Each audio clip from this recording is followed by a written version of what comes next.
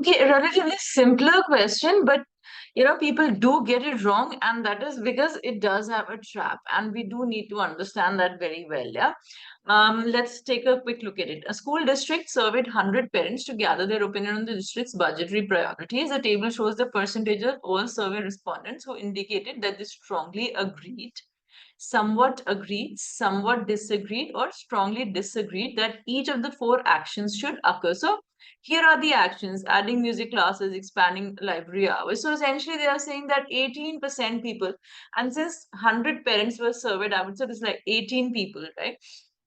18 parents say that they strongly agree that music classes should be added. 22 said that they somewhat agree. 25 said that they somewhat disagree. Now, these are two different things, right? When I say somewhat agree, then they have given it as something different than somewhat disagree. So it's more like probably strongly agrees, like I'm 95% in favor of it, and somewhat agrees, let's say I'm about 60% in favor of it. Somewhat disagrees, I'm only about 30% in favor of it, and strongly disagrees that I'm pretty much not in favor of it, right? So these are different categories. Okay, now no other response options were possible, and no respondent could choose more than one response option for each action. Fine. And not every respondent gave an opinion for every activity. What does this mean? That not every respondent gave an opinion for every activity. So then that means that these all, for adding music classes, not everybody responded. Most people, a lot of people did. Like in case I add this up, yeah, 18 and 22 is 40, plus 25 is 65, and I know now adding 17 is not going to add up to 100. So essentially what it is telling me is that there were people who did not give their opinion at all, that these may not add up to 100. They may add up to 100 in some cases, but they may not also. Yeah. Those people who are left over are the ones who did not give their opinion about whether music classes should be added or not. Yeah. Okay. Now, for each of the following questions, select can be determined if the answer to that question can be determined from the information given. Otherwise, select cannot be determined. Okay. So this is like a data sufficiency question, right? Do you have enough data to answer the question? I don't really want you to answer the question actually. I just want you to tell me whether you can answer it or not. Okay. Did most respondents who indicated they somewhat agreed is over here, fine, that class sizes should be reduced. So reducing class sizes here. So I'm looking at my 47 number. So did most respondents who indicated, these 47 respondents indicated that they somewhat agreed that class sizes should be reduced. They also indicate, so 47 are in my group, right? So I'm saying did most of them also indicate that they somewhat agreed. So again, somewhat agreed that music classes should be added. So adding music classes, that is my 22, right? All right. So my question is, did most of these 47 people, were they a part of this also? Yeah. Now, look, normally I'll say, okay, 47 people said that they somewhat agree with reducing class sizes, and 22 people said they somewhat agree with adding music classes. Do they have any overlap? I would say I cannot determine that. I don't know which are those 47 people. It is possible that all 22 are inside the 47 circle. Think about sets. Yeah. It is possible I have 100 people. It is possible that all of these 22 are a part of the 47 circle. It is possible that 47 is here and 22 is here, and there is absolutely no overlap. Anything is possible. Right. So then my first instinct over here, and that is what the trap of the question is, that we would say I can't know exactly which were the people who belong to this 47 and which are the people who belong to 22, and whether there is an overlap or not. But guys, so this is, what the problem here is, that I have been given whether most. So, I can't just assume that here my answer has to be cannot be determined. I have to look at the numbers involved, and this you'll have to do for, in case of every DI question, you have to look at the numbers involved.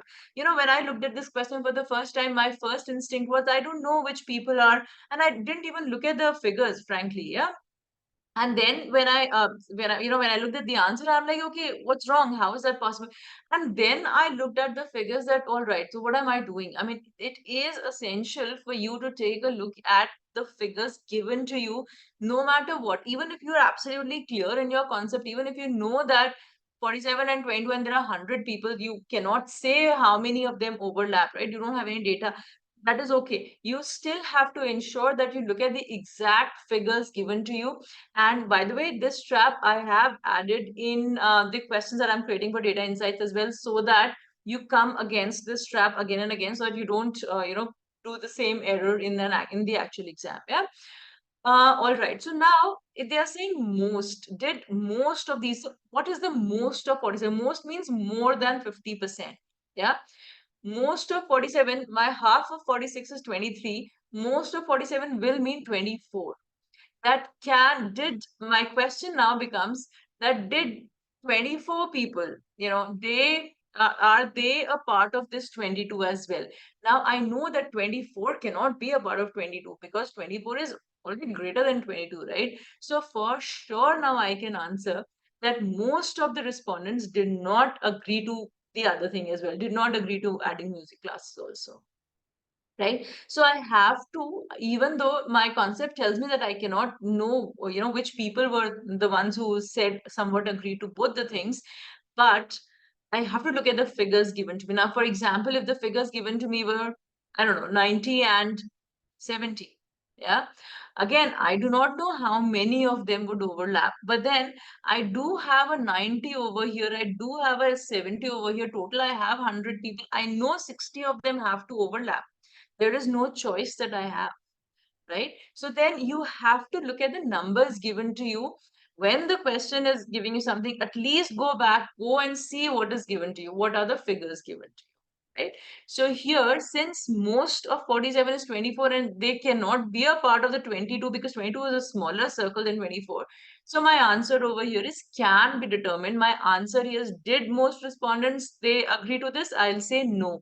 So I have a specific definite answer. My answer is a definite no.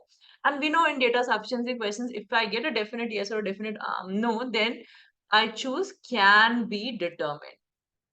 I can find the answer here. Only if I have, maybe then I cannot find the answer, but here I can find the answer, right?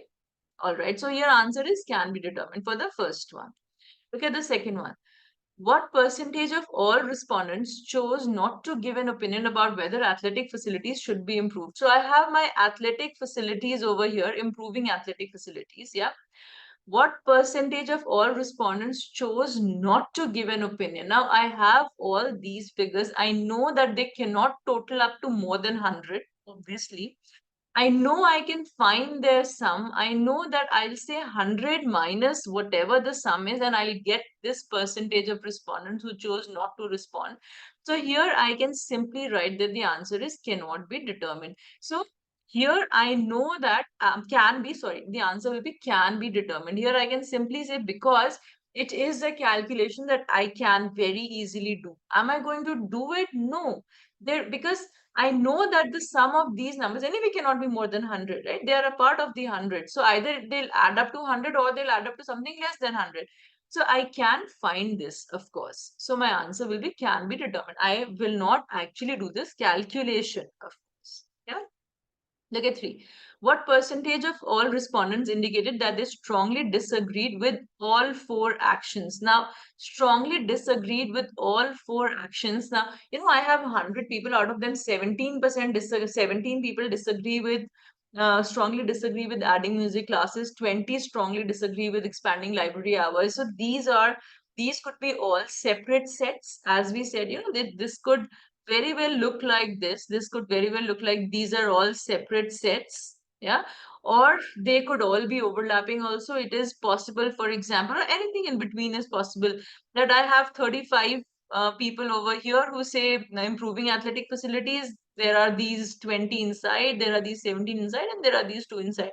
So I could have the same 2% people, these same 2% people could have said strongly disagree to all the things, or perhaps they were all different people saying strongly disagree to different things. So of course, then this I cannot determine. So here my answer will be cannot be determined, right?